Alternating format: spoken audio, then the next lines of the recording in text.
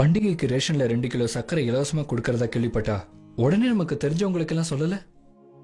ரட்சிப்புன்றது இலவசமா கிடைக்குது. அது மூலமா மோட்சம்னு ஒண்ணு நிச்சயமா போக முடியும்னு தெரிஞ்சதுக்கு அப்புறம் அதை எல்லாருக்கும் சொல்லாம இருக்க முடியுமா? சக மனுஷருக்கும் நம்ம யாரை நேசிக்கிறோமோ அவங்களுக்கும் சொல்லாம இருக்க முடியுமா? அதைத்தான் சொல்றோம். அதுக்கு பேர் தான் சுவிசேஷம். எல்லா மதமும் மோட்சத்துக்கு போகதானே வழிய சொல்லுது. இது வரைக்கும் யாருமே சொல்லாத ஒண்ண இயேசு மட்டுமே சொன்னார். நானே வழியும் சத்தியமும் ஜீவனுமாய் இருக்கிறேன். இயேசுவும் கடவுளோட அவதாரம் தானே? அப்ப அந்த கடவுள் யார்?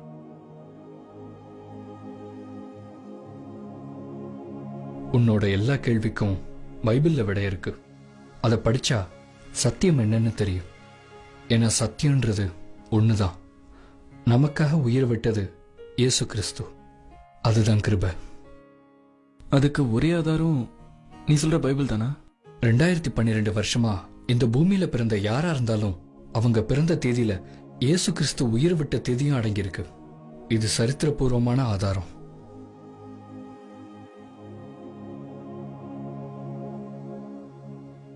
எனக்கு ரொம்ப குழப்பமா இருக்கு.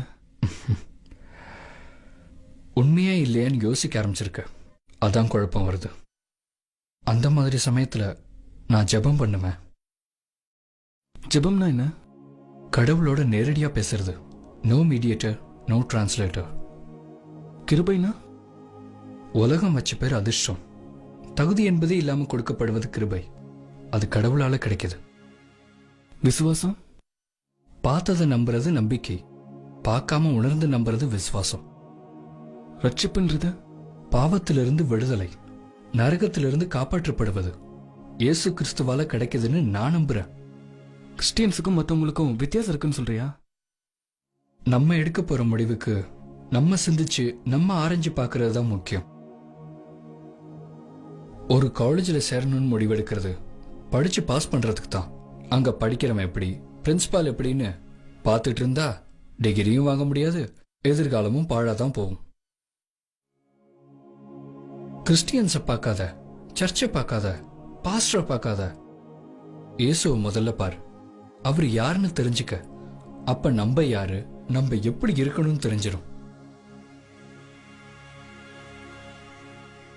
எவர்களை முன்குறித்தாரோ அவர்களை அழைத்தும் இருக்கிறார். எவர்களை அழைத்தாரோ அவர்களை நீதிமான்களாக்கியும் இருக்கிறார்.